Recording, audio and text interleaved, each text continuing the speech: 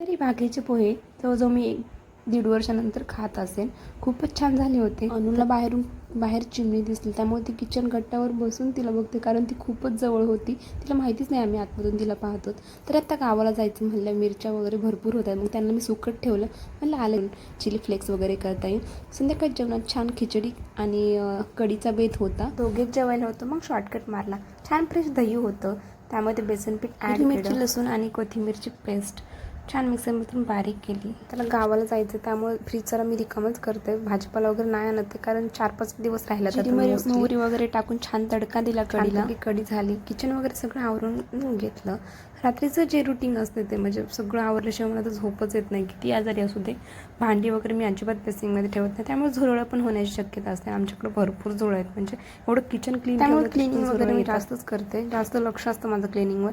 चला, हा व्लॉग इथंच एंड करते. छानपैकी जेवण झालं आणि नंतर झोपलो आम्ही. सबस्क्राईब करा प्लीज. बाय. भेट